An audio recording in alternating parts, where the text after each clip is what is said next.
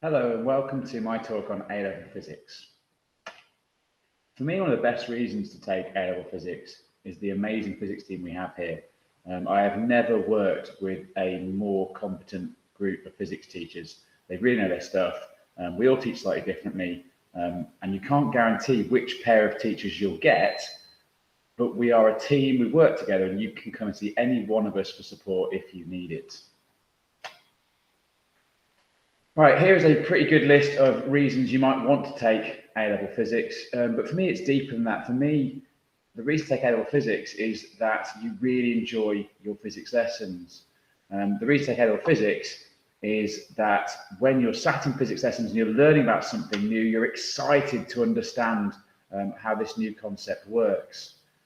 And probably the most important thing is that when you meet challenging questions in physics, instead of being put off by that, you're genuinely excited about having a go at working out how it works. And if you can't, it doesn't dishearten you, you just get a bit of help, make sure you understand it, and move on from there. In terms of what's covered on the course, fundamentally, it's pretty much the kind of stuff you've done at GCSE, but just taking things to the next level.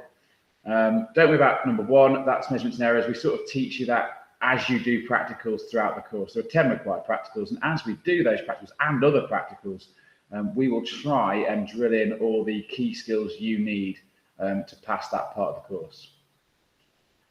Particles and radiation is all about protons, neutrons. We take it next level. We go, what's inside protons and neutrons? Okay, and we look at actually how sometimes particles behave a bit like waves. Waves, again, we build on what you've done before, longitudinal, transverse. We take it next level. We look at interesting patterns that develop when you've got two sources of waves that actually overlap with each other. And we also look at how waves sometimes behave like particles. Mechanics, materials sounds really fancy, but mechanics basically is forces of motion, and materials is sort of along the sorts of lines of Hooke's law, but again, taking it to the next level, looking at the stiffness of materials rather than the stiffness of a spring. Okay, electricity, you know what that's about, but again, we take it next level. We stop ignoring the resistance of wires and cells. We start including those factors in our calculations, which of course makes the formulas more complicated. Okay, so hopefully getting the idea that these are things you've met before, just making it more mathematical, bringing in more different factors that we previously sort of ignored. Turning points sounds like it's about moments and pivots, and it's not. Turning points is about points in the history of physics where an experiment has happened that has sort of changed physics forever. A lot of it turns out to be revision, which is brilliant because you get to sort of drive home those skills that you've already learned. Some of it is new and interesting. And for me, the best part of that is special relativity, where we actually look at how when things move close to the speed of light, that affects the rate that time flows, and it even affects the length of objects.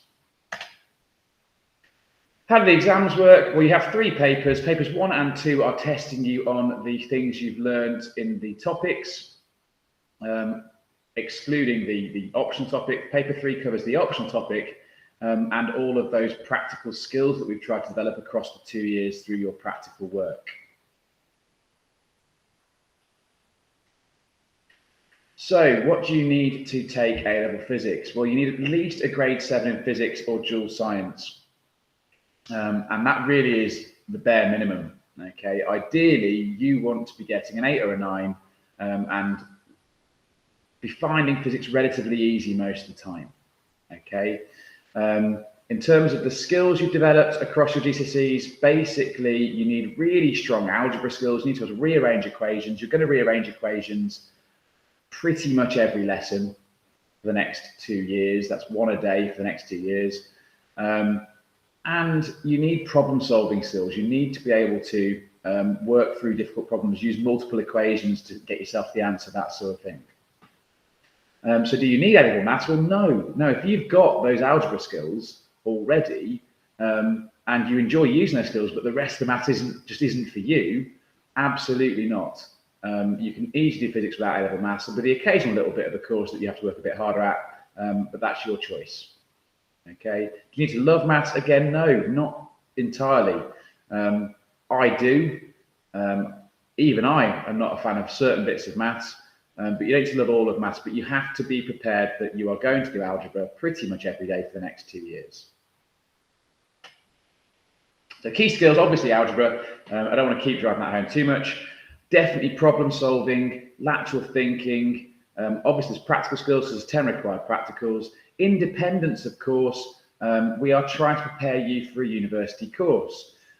So whilst obviously there will be compulsory assignments each week, we're not going to fill every hour of your extra time outside of lessons with compulsory work. The idea would be that you identify areas of weakness, you identify things that you could be doing to improve your physics skills, and you get on with that in the knowledge that should you need us, we are there pretty much every lunchtime in F17.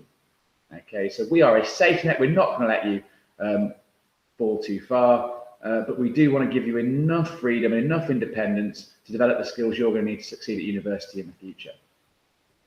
And resilience is super important because there is not a single person who studies A-level physics who gets through the 2 years without finding something that gives them issues. And you need to be the sort of person that can find something difficult and say, right, I'm going to sort this out. I'm going to get through this. I'm going to get the support I need, and I'm not giving up. Okay, it might be that you've talked to your teachers, you've talked to me, you've listened to this presentation, you've still got questions, you'd like to know what it's like from a pupil point of view, and these 4 wonderful young ladies in year 13 have offered to be available via email for you to ask any questions you've got. Obviously try and keep your emails to sensible times of day and don't expect instant replies.